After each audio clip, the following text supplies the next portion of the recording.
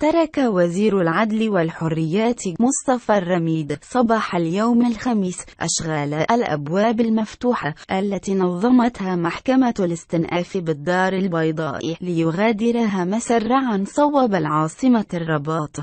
وزير العدل والحريات القيادي في حزب العدالة والتنمية عكس ما كان منتظرا لم مكوثه في حفل افتتاح الأشغال المشاريع لها سوى دقائق ليغادر مسرعا مباشرة بعد انتهاء كلمة كل من رئيس محكمة الاستئناف عبد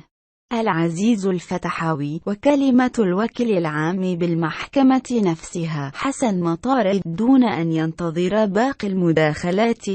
وحسب مصادر متطابقة فإن وزير العدل والحريات قد يكون اتجه مسرعا إلى العاصمة الرباط، حيث عقدت الأمانة العامة لحزب العدالة والتنمية اجتماعا عقب قرار الملك محمد السادس إعفاء عبد الإله بن كيران الأمين العام ملام البجيدي من مهمة تشكيل الحكومة. ورفض وزير العدل والحريات الحديث إلى وسائل الإعلام الحاضرة عن القرار الصادر عن الملك محمد السادس، مكتفيا بالصمت. ويعد الرميد عضو الأمانة العامة لحزب العدالة والتنمية من أبرز الوجوه المرشحة لشغل منصب رئيس الحكومة عقب القرار الملكي الصادر ليلة الأربعاء، خاصة أنه يحظى بمكانة لدى القصر الملكي، ناهيك عن كونه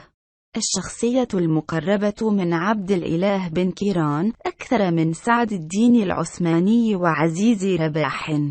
وكان بلاغ صادر عن الديوان الملكي أكد إعفاء الملك لنكيران بعدما أخذ علما بأن المشاورات التي قام بها رئيس الحكومة المعين لمدة تجاوزت 5 أشهر لم تسفر إلى حد اليوم عن تشكيل أغلبية حكومية، إضافة إلى انعدام مؤشرات توحي بقرب تشكيلها. وأضاف بمقتضى الصلاحيات الدستورية للملك بصفته الساهر على باحترام الدستور وعلى حسن سير المؤسسات والمؤتمن على المصالح العليا للوطن والمواطنين، وحرصا منه على تجاوز وضعية الجمود الحالية، فقد قرر أن يعين كرئيس حكومة جديد شخصية سياسية أخرى من حزب العدالة والتنمية.